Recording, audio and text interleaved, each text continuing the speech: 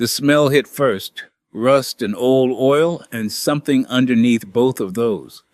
Something almost sweet, the way iron smells when it has been sitting undisturbed for a very long time.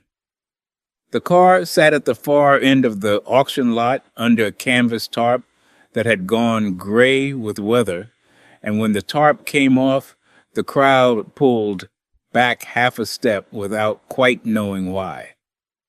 Diane Mercer, CEO of Mercer Prestige Automotive Group, stood at the edge of the rope line in a cream wool coat that cost more than the opening bid. She looked at the car for approximately 4 seconds. Then she laughed. Not a loud laugh, a soft one.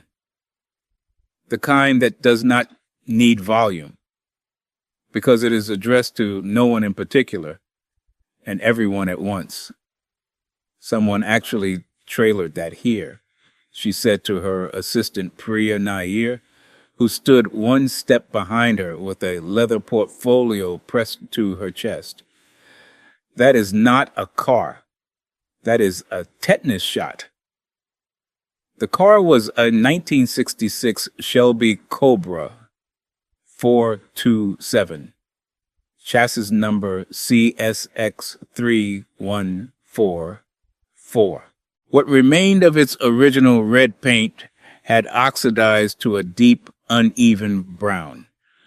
The passenger side had taken a hit at some point in its history, and the aluminum bodywork had folded inward along the rocker panel in a crease that looked almost deliberate, the way a letter looks when someone has pressed it flat with their thumb. Both tires on the right side were flat. The windscreen was cracked in a long diagonal. Diane Mercer did not know that the quiet man standing 30 feet away in a gray canvas work jacket with a fraying cuff had built 3 cars like this one from bare chassis. She did not know that his name was Daniel Voss, that he held 2 patents in aluminum fabrication, that a workshop bearing his name had once restored a car for a private collector whose other vehicles were insured by Lloyd's of London, or that his hands, resting still at his sides, had been trained in a discipline most people in that auction lot had never heard of. Stay with this one to the end. Every detail matters. Daniel was 38 years old. He had a daughter named Mara who was 7 and carried a small stuffed rabbit named Compass everywhere she went, even to the grocery store, even to school on days she could manage to hide it in her backpack. Mara had her mother's eyes and her father's habit of going very quiet when she was thinking hard about something. Claire Voss had died 22 months before the auction. A cerebral aneurysm, sudden, at 34. She had been at the kitchen table grading papers. She taught 7th grade science when it happened.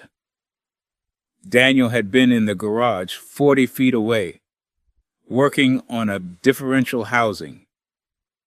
He had not heard anything.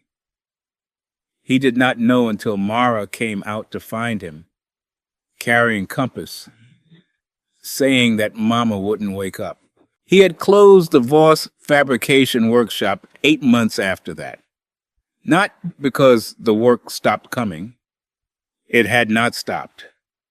He had 3 commissions outstanding, all of them significant, and a client in Stuttgart who had been waiting 14 months for a consultation. He closed it because Mara needed someone who came home at the same hour every day, who was present for dinner, who could be reached by the school office without a relay of messages through an assistant. He had learned in the months after Claire died that a child's grief does not follow a schedule. and that the only answer to it was proximity. Consistent, unhurried proximity.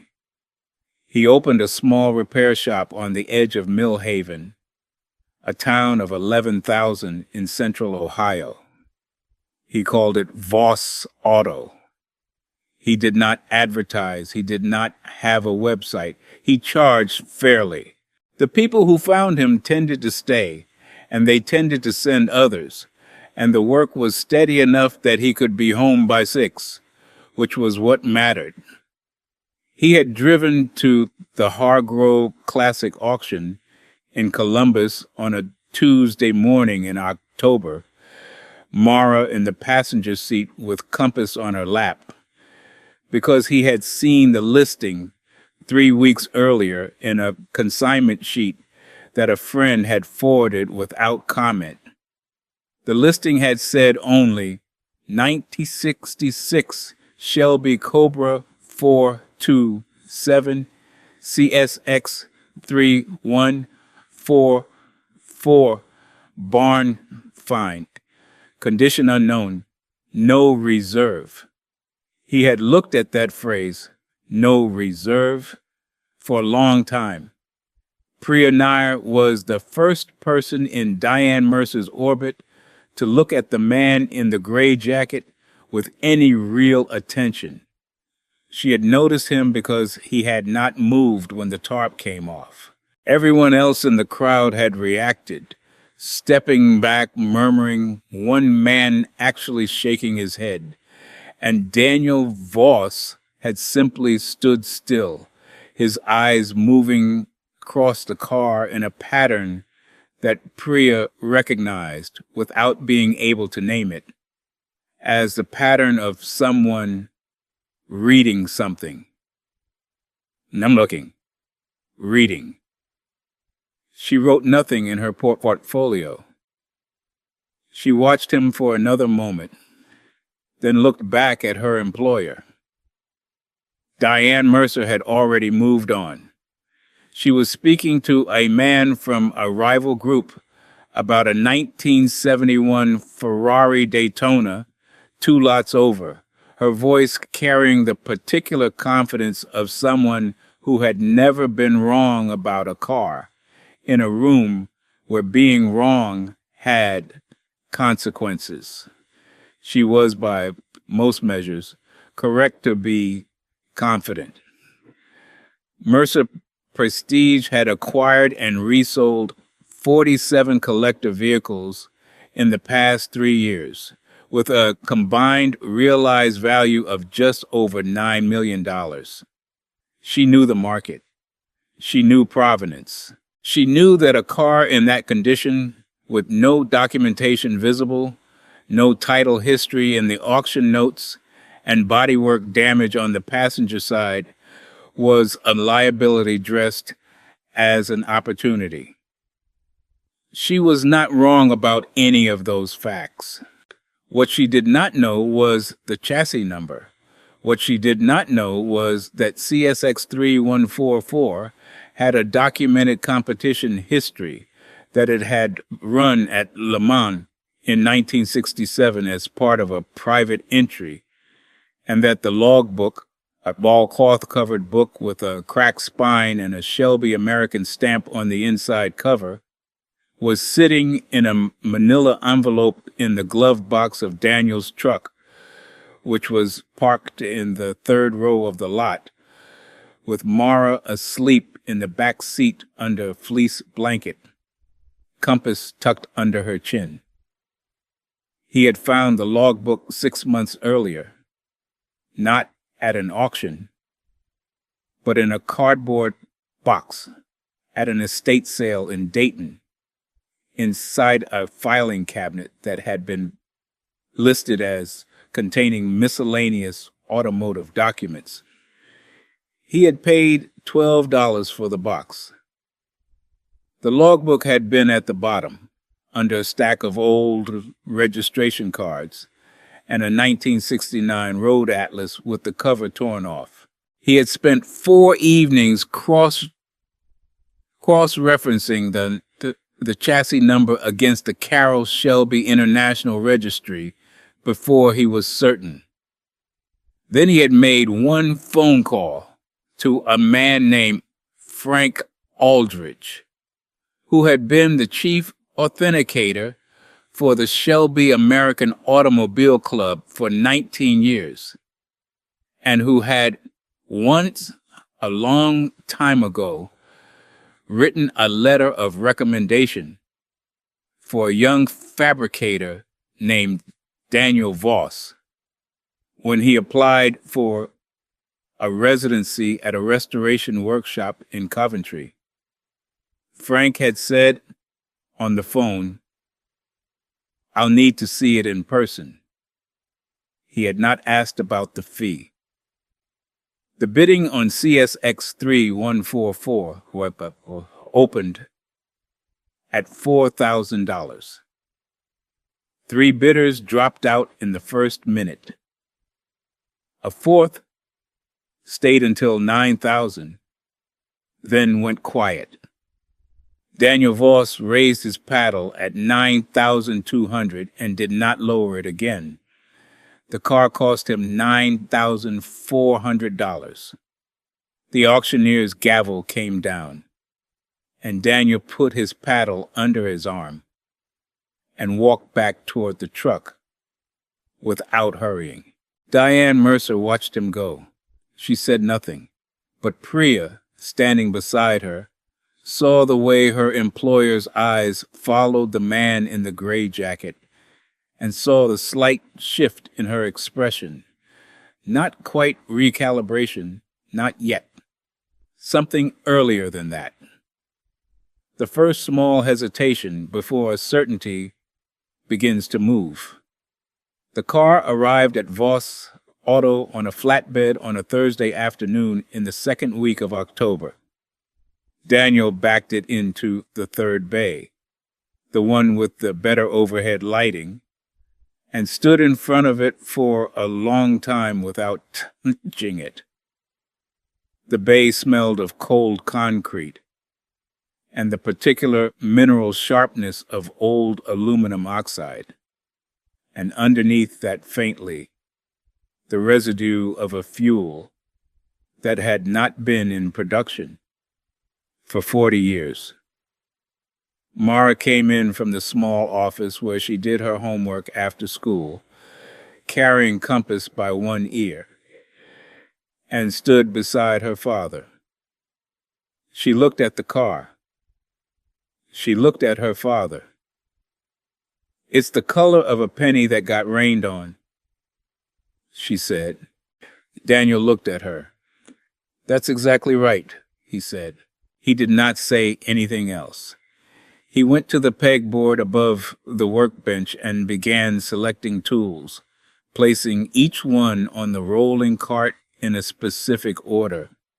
And Mara went back to her homework, and the work began. On the first day, he did nothing but document. He moved around the car with a flashlight and a yellow legal pad, recording every point of damage, every area of corrosion, every place where the aluminum had been stressed or deformed. He did not touch the bodywork. He did not open the hood. He photographed the chassis plate from 4 angles and sent the images to Frank Aldridge before 9 o'clock that evening. Frank replied at 11:47 with a single line. "The number matches." He attached a scan of a page from the SAAC registry. The scan was 3 pages long and included a race entry record from the 1967 Le Mans 24 hours, a pre-race technical inspection stamp, and a finishing position. The car had finished. 31st overall, but it had finished, which in 1967, in a field that included factory Fords and factory Ferraris, was not a small thing. Daniel read the email at the kitchen table. Mara asleep upstairs. He set his phone face down on the table and sat for a moment in the quiet of the house. Then he got up, rinsed his coffee cup, and went to bed.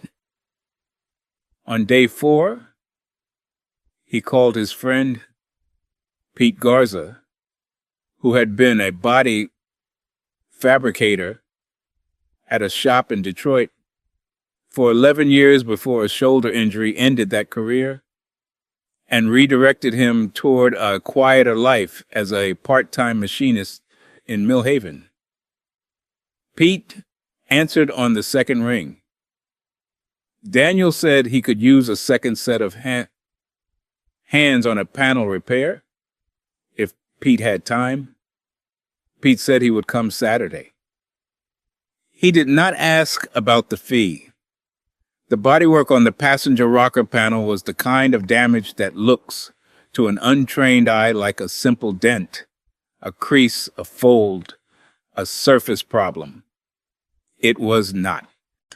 The aluminum had been pushed inward along a line that ran from the front wheel arch to the door sill, and in doing so it had distorted the underlying structure in a way that was invisible from outside, but measurable with a straight edge and a set of feeler gauges. The car had been hit at low speed, probably in a parking situation, probably decades ago. And whoever had assessed it afterward had decided the damage was cosmetic. It was not cosmetic. Daniel worked the panel from the inside out using a set of forming hammers and a leather sandbag that had belonged to his father, who had been a coach builder's apprentice in the 1970s before the trade largely disappeared. The sandbag was worn smooth on one side and still carried the faint impression of a panel edge that had been worked against it so many times the leather had memorized the curve. Mara sat on a stool near the bay door on Saturday morning while Pete worked the outer surface with a slapper and Daniel worked the inner structure with the hammer, and the two of them moved in a rhythm that did not require conversation. The kind of rhythm that comes from two people who have worked together long enough to understand each other's timing. Mara watched for a while, then looked down at Compass. "Is the car going to be okay?" she asked. Pete looked at Daniel. Daniel kept working. "It's going to be better than okay," Pete said. "Better than before it got hurt?" Mara asked. Pete thought about that. "Yeah," he said. "Better than before." Mara seemed to accept this. She went back to her book. By day 9, the rocker panel was within tolerance. Daniel checked it with the straight edge 3 times before he was satisfied. The aluminum was not perfect. There were ghost lines in the surface that would still be visible under raking light, but the structure was correct, and correct was what mattered. The cosmetic work would come later. On day 11, he pulled the engine. The 4-7 side oiler was seized, which he had expected, and when he broke it down on the engine stand, he found the reason. A spun bearing on the number 3 journal, the kind of failure that happens when an engine sits for a long time with moisture in the oil and no one turns it over. The crank was salvageable. The block was sound. He sent the heads to a machine shop in Columbus that specialized in period-correct work, and he ordered bearings from a supplier in Arizona, who kept a stock of nose parts for pre-1970 big blocks. The parts arrived on day 17. The machine shop returned the heads on day 19 with a note from the shop foreman that said, simply, "Nice castings." Mara had taken to spending her after-school hours in the shop with increasing regularity. She brought her homework, and she brought compass, and she sat at the folding table near the office door and worked through her assignments with the same focused quiet that the Daniel brought to the engine stand. Occasionally she asked questions. On day 21, she looked up from a worksheet about the water cycle and said, "Dad, why do you always look at things for a long time before you touch them?" Daniel was torquing a head bolt to spec. He finished the sequence before he answered. "Because once you touch something, you've changed it," he said. "And you can't always change it back." Mara wrote something on her worksheet. He did not ask what. On day 26 at 11 in the morning, he started the engine for the first time. Pete was there. The 427 turned over twice, caught, and settled into a lope that filled the bay and rolled out through the open door into the cold October air. Daniel stood with his hand flat on the firewall, feeling the vibration, his eyes moving across the gauges on the portable instrument panel he had rigged to the engine. Oil pressure came up in 14 seconds. Coolant temperature climbed steadily and leveled. The idle smoothed. Pete said nothing. He stood with his arms crossed and his eyes closed for a moment, listening. Daniel let the engine run for 20 minutes. Then he shut it down, made 3 notes on his legal pad, and went to wash his hands. The cosmetic restoration took the final 2 weeks. He did not repaint the car. That was a deliberate decision, and it was the correct one. The original paint, or what remained of it, was irreplaceable, not for sentimental reasons, but for documentary ones. A car with surviving original paint from 1966 carries a different kind of evidence than a car with a perfect respray, and for a vehicle with a competition history, evidence was everything. He cleaned the surface with a pH-neutral solution, treated the oxidation with a reversible consolidant, and brought the finish to a condition that was stable, honest, and unmistakably original. The car did not look new. It looked like what it was. That was the point. Frank Aldridge arrived on a Thursday morning in the first week of November, driving a white Volvo wagon that was older than it looked and cleaner than it had any right to be. He was 67 years old, with the kind of hands that belong to a man who has spent decades handling things that matter, broad across the knuckles, deliberate in their movement. The skin thickened in the particular places that come from years of gripping inspection tools in cold garages. He had driven from Dayton without stopping. He carried a soft leather satchel and a magnifying loop on a lanyard around his neck, and he greeted Daniel with a handshake that was brief and firm, and said everything about their history without naming any of it.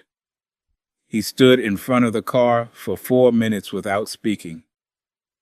Daniel stood to his left, also without speaking. The bay smelled of the consolidant. Daniel had used on the paint surface.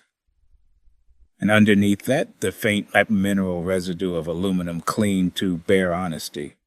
Frank moved around the car slowly, the loop to his eye at intervals, crouching at the rocker panel, running his thumb along the door sill, pressing 2 fingers flat against the chassis plate as though reading it by touch. He opened the hood and looked at the engine for a long time. He checked the casting numbers on the block, the date codes on the carburetor, the stampings on the firewall. He did not hurry. He did not narrate. At last, he opened his satchel and removed a document folder.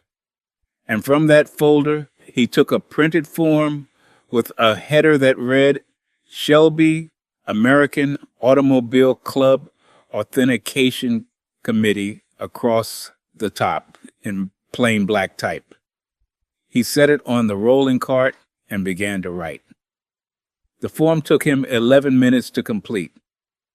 When he was done, he signed it, dated it, and pressed the SAAC committee seal into the lower right corner with a hand stamp he carried in a small leather pouch. He set the pen down. He looked at Daniel. "You know what this is worth," Frank said. It was not a question. "I have an idea," Daniel said. Frank nodded. He looked at the car again. "Not restored," he said quietly. "Returned." He picked up his satchel. He said he would file the duplicate with the registry that afternoon. He shook Daniel's hand again, the same way as before, and he walked out through the bay door into the gray November light, and his white Volvos were gone before Daniel had finished reading the form. He read it twice. Then he set it in the manila envelope with the logbook, placed the envelope in the locked drawer of the tool cabinet, and went to the office to call Mara's school to confirm pickup time. The Hargrove auction house ran a curated consignment event in the 3rd week of November, a sort of invitation-only sale reserved for documented collector vehicles. Daniel had contacted them the week after the engine first ran. He had sent a single email with 4 attachments: the SAAC authentication certificate, the Le Mans entry record, the registry scan Frank had provided in October, and 1 photograph of the car as it now stood, retouched, not staged, by the overhead fluorescence of the 3rd bay at Voss Auto, with a folding table visible in the background and a child's stuffed rabbit sitting on the stool near the door. The auction house had called back within the hour. Priya Nair saw the listing on the morning of the sale. She was at her desk before 7, working through the day's schedule, when she noticed the catalog entry for Lot 12, 1966 Shelby Cobra 427 CSX 3144 authenticated competition history, Le Mans 1967 SAAC certified, original paint surface, no reserve. She read it twice. She looked at the chassis number. She looked at it again. She did not go to Diane Mercer's office immediately. She sat for a moment with the catalog open on her desk, and she thought about the man in the gray jacket who had not moved when the tarp came off, whose eyes had moved across the car the way a person reads something they already know how to read. Then she printed the listing, walked down the hall, and knocked on the door. Diane Mercer read it standing up, Her expression did not change in any visible way. But Priya, who had worked alongside her for 4 years and had learned to read the small economies of her employer's face, saw something shift behind her eyes, not embarrassment, not yet, but the particular quality of attention that arrives when a person realizes they have been looking at something without seeing it. Find out who consigned it, Diane said. Priya had already written the name on the back of the printout. She turned it over and set it on the desk. Diane looked at it. A silence followed. The kind of silence that comes from rapid internal calculation.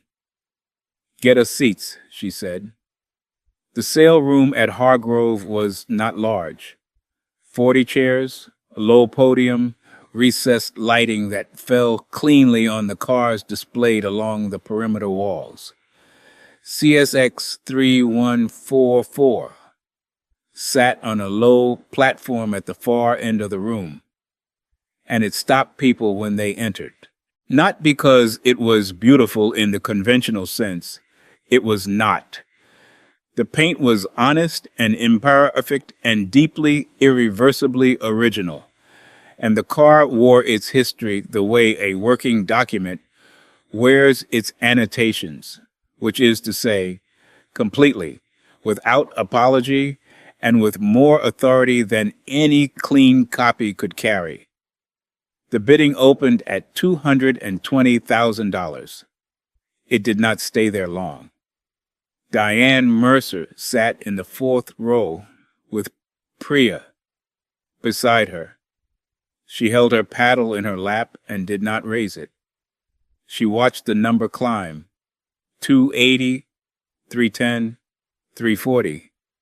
With the focused stillness of someone who is no longer calculating whether to bid, but is instead engaged in a different kind of accounting entirely.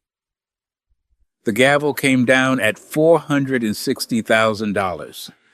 The buyer was a private collector from Scottsdale who had flown in that morning and who had, according to the auction house's records, been on a waiting list for a documented competition, Cobra, for 6 years. Daniel was not in the room. He had dropped Mara at school, driven to Columbus, signed the consignment paperwork in a side office, and was sitting in the truck in the parking structure 2 blocks away when the auction house representative called his phone to confirm the result. He listened. He said, "Thank you." He ended the call. He sat for a moment with the phone in his hand. Then he started the truck and drove home. Diane Mercer called the number on the consignment paperwork 2 days later. She had found it through the auction house, which had confirmed it only because Daniel had listed it as a contact number rather than a private line. She called at 9 in the morning. Daniel answered on the 3rd ring. She identified herself. There was a pause. "I know who you are," he said. Another pause. Longer. When she spoke again, her voice had changed register, not softer exactly, but more precise, the way a person speaks when they have decided to be accurate rather than managed. "I said something at the auction in October," she said, "about the car. It was unkind, and it was wrong." Daniel said nothing. "I'd like to discuss a working relationship," she said. "Mercer Prestige has acquisition needs that require a different kind of expertise than we currently have in-house. I think you understand what I mean." "I might," Daniel said. "Would you be willing to meet?" He was quiet for a moment, not hesitant. Quiet in the way that belongs to a person who is deciding whether the question deserves an answer, and if so, what kind. I'll think about it, he said. That's fair, she said. She did not push. She said she would follow up in a week. She said goodbye, and the call ended.